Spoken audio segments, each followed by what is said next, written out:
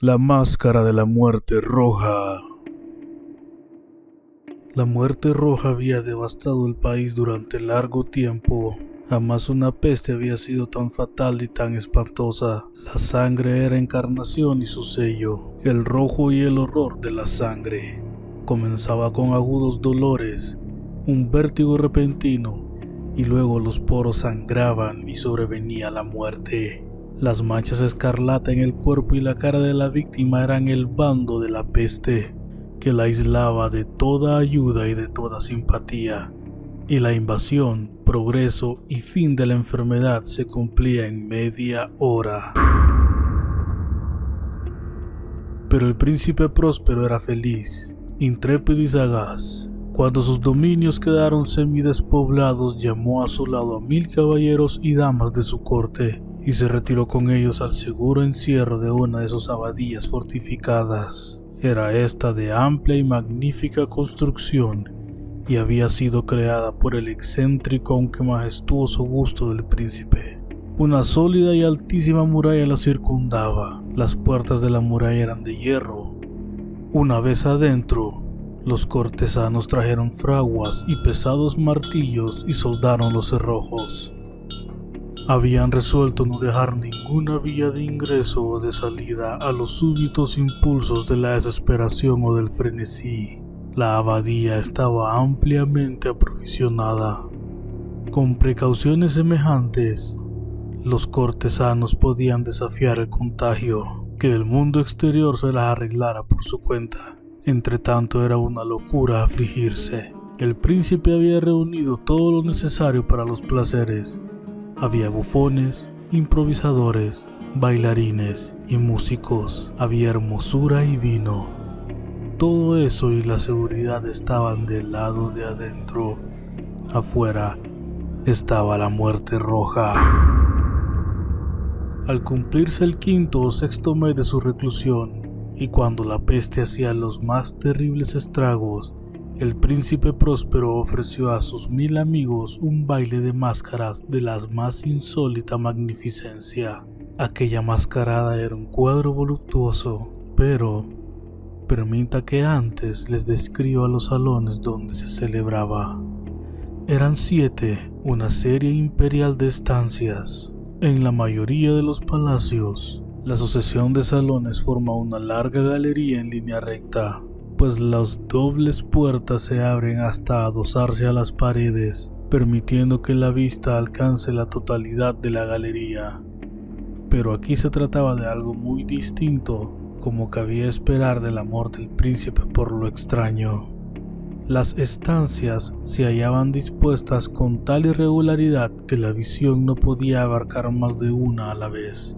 Cada 20 o 30 metros había un brusco recodo, y en cada uno nacía un nuevo efecto. A derecha e izquierda, en mitad de la pared, una alta y estrecha ventana gótica daba a un corredor cerrado que seguía el contorno de la serie de salones. Las ventanas tenían vitrales cuya coloración variaba con el tono dominante de la decoración del aposento.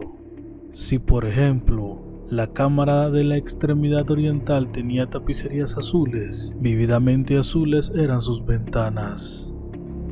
La segunda estancia ostentaba tapicerías y ornamentos purpúreos, y aquí los vitrales eran púrpura. La tercera era enteramente verde, y lo mismo los cristales. La cuarta había sido decorada e iluminada con tono naranja, la quinta con blanco, la sexta con violeta. El 7º aposento aparecía completamente cubierto de colgaduras de terciopelo negro que abarcaban el techo y las paredes, cayendo en pliegues sobre una alfombra del mismo material y tonalidad. Pero en esta cámara, el color de las ventanas no correspondía a la decoración. Los cristales eran escarlata, tenían un color de sangre.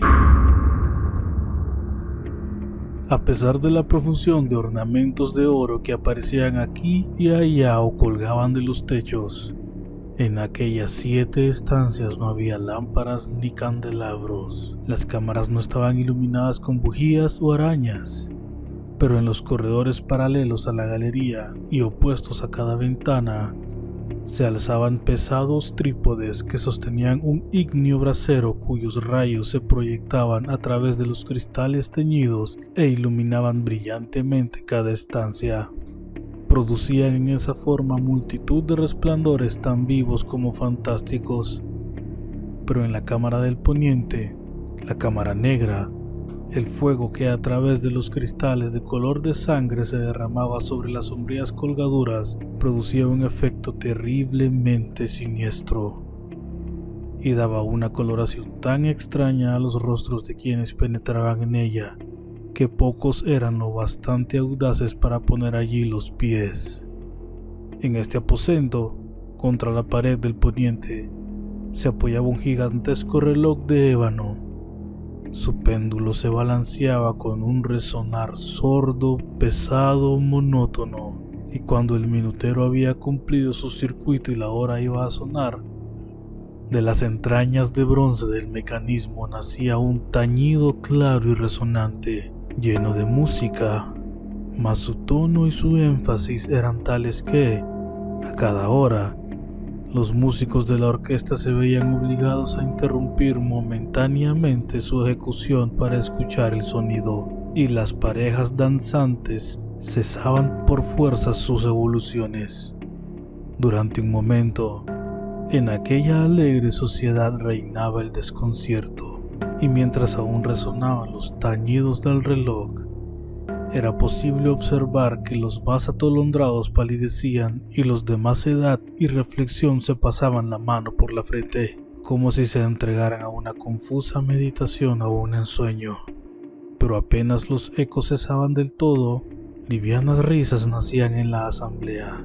Los músicos se miraban entre sí, como sonriendo de su insensata nerviosidad, mientras se prometían en voz baja que el siguiente tañido del reloj no provocaría en ellos una emoción semejante. Mas al cabo de 63.600 segundos del tiempo que huye, el reloj daba otra vez la hora, y otra vez nacía en el desconcierto, el temblor y la meditación. Pese a ello, la fiesta era alegre y magnífica. El príncipe tenía gustos singulares. Sus ojos se mostraban especialmente sensibles a los colores y sus efectos. Desdeñaba los caprichos de la mera moda. Sus planes eran audaces y ardientes. Sus concepciones brillaban con bárbaro esplendor. Algunos podrían haber creído que estaba loco. Sus cortesanos sentían que no era así. Era necesario oírlo, verlo y tocarlo para tener la seguridad de que no lo estaba. El príncipe se había ocupado personalmente de gran parte de la decoración de las 7 salas destinadas a la gran fiesta. Su gusto había guiado a la elección de los disfraces. Grotescos eran estos, a no dudarlo. Reinaba en ellos el brillo, el esplendor, lo picante y lo fantasmagórico. Veíanse figuras de arabesco, con siluetas y atuendos incongruentes. Veíanse fantasías delirantes, como las que aman los locos. En verdad, en aquellas 7 cámaras se movía de un lado a otro una multitud de sueños, y aquellos sueños se contorsionaban en todas partes, cambiando el color al pasar por los aposentos y haciendo que la extraña música de la orquesta pareciera el eco de sus pasos.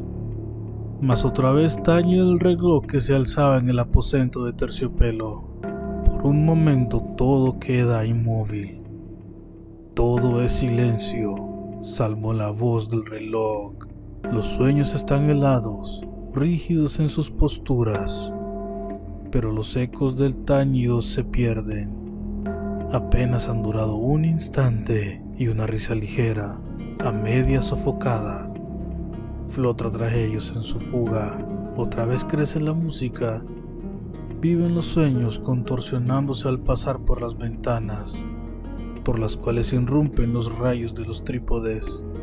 Mas en las cámaras que da al oeste ninguna máscara se aventura, pues la noche avanza y una luz más roja se filtra por los cristales de color de sangre. Aterradora es la tiniebla de las colgaduras negras. y para aquel cuyo pie se pose en las sombrías alfombras, brota del reloj de ébano un ahogado resonar mucho más solemne que los que alcanzan a oír las máscaras entregadas a la lejana alegría de las otras estancias. Congregábase densa multitud en estas últimas, donde afiebradamente latía el corazón de la vida. Continuaba la fiesta en su torbellino hasta el momento en que comenzaron a oírse los tañidos del reloj anunciando la medianoche. Cayó entonces la música, como ya he dicho, y las evoluciones de los que bailaban se interrumpieron. Y como antes, se produjo en todo una cesación angustiosa, mas esta vez el reloj debía tañer 12 campanadas, y quizá por eso ocurrió que los pensamientos invadieron en mayor número las meditaciones de aquellos que reflexionaban entre la multitud entregada a la fiesta. Y quizás también por eso ocurrió que, antes de que los últimos ecos del carillón se hubieran hundido en el silencio, muchos de los concurrentes tuvieron tiempo para advertir la presencia de una figura enmascarada que hasta entonces no había llamado la atención de nadie, y habiendo ocurrido en un susurro la noticia de aquella nueva presencia, alzóse al final un rumor que expresaba desaprobación, sorpresa y finalmente espanto, horror y repugnancia. En una asamblea de fantasmas como la que acabo de describir es de imaginar que una aparición ordinaria no hubiera provocado semejante conmoción. El desenfreno de aquella mascarada no tenía límites, pero la figura en cuestión lo ultrapasaba e iba incluso más allá de lo que el liberal criterio del príncipe toleraba. En el corazón de los más temerarios hay cuerdas que no pueden tocarse sin emoción. Aún el más relajado de los seres, para quien la vida y la muerte son igualmente un juego, sabe que hay cosas con las cuales no se puede jugar.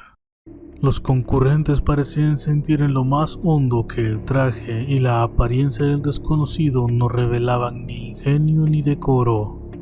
Su figura, alta y flaca, estaba envuelta de la cabeza a los pies en una mortaja.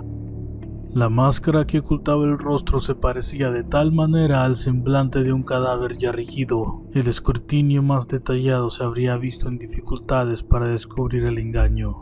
Cierto, aquella frenética concurrencia podía tolerar, si no aprobar, semejante disfraz, pero el enmascarado se había atrevido a asumir las apariencias de la muerte roja. Su mortaja estaba salpicada de sangre y su amplia frente, así como el rostro, aparecían manchados por el horror escarlata. Cuando los ojos del príncipe Próspero cayeron sobre la espectral imagen, que ahora, con un movimiento lento y solemne como para dar relieve a su papel, se paseaba entre los bailarines, convulsionóse en el primer momento con un estremecimiento de terror o de disgusto, pero inmediatamente su frente enrojeció de rabia. «¿Quién se atreve?», preguntó con voz ronca a los cortesanos que lo rodeaban. «¿Quién se atreve a insultarnos con esta burla blasfematoria? Apodérense de él y desenmascárenlo, para que sepamos a quién vamos a ahorcar al alba en las almenas». Al pronunciar estas palabras, el príncipe Próspero se hallaba en el aposento del este, el aposento azul. Sus acentos resonaron alta y claramente en las 7 estancias, pues el príncipe era hombre temerario y robusto, y la música acababa de cesar a una señal de su mano. Con un grupo de pálidos cortesanos a su lado hallábase el príncipe en el aposento azul. Apenas hubo hablado, los presentes hicieron un movimiento en dirección al intruso, quien en ese instante se hallaba a su alcance y se acercaba al príncipe con paso sereno y cuidadoso, mas la indecible aprensión que la insana apariencia de enmascarado había producido en los cortesanos impidió que nadie alzara la mano para detenerlo, y así, sin impedimentos, pasó este a 1 metro del príncipe, y mientras la vasta concurrencia retrocedía en un solo impulso hasta pegarse a las paredes, siguió andando ininterrumpidamente pero con el mismo y solemne paso que desde el principio lo había distinguido, y de la cámara azul pasó a la púrpura, de la púrpura a la verde, de la verde a la anaranjada, desde esta a la blanca y de allí a la violeta antes de que nadie se hubiera decidido a detenerlo. Mas entonces el príncipe próspero, enloquecido por la ira y la vergüenza de su momentánea cobardía, se lanzó a la carrera a través de los 6 aposentos, sin que nadie lo siguiera por el mortal terror a que todos paralizaba. Puñal en mano, acercóse impetuosamente hasta llegar a 3 o 4 pasos de la figura que seguía alejándose, cuando ésta, al alcanzar el extremo del aposento de terciopelo, se volvió de golpe y enfrentó a su perseguidor. Oyóse un agudo grito, mientras el puñal caía resplandeciente sobre la negra alfombra, y el príncipe próspero se desplomaba muerto.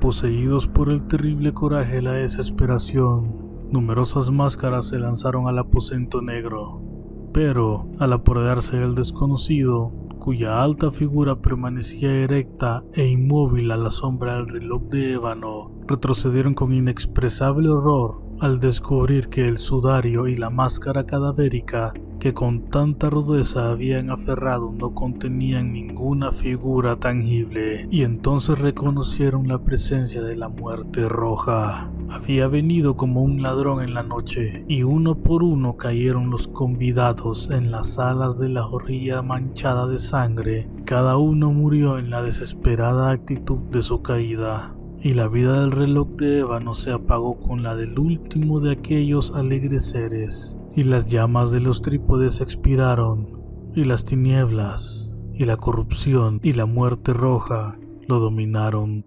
todo.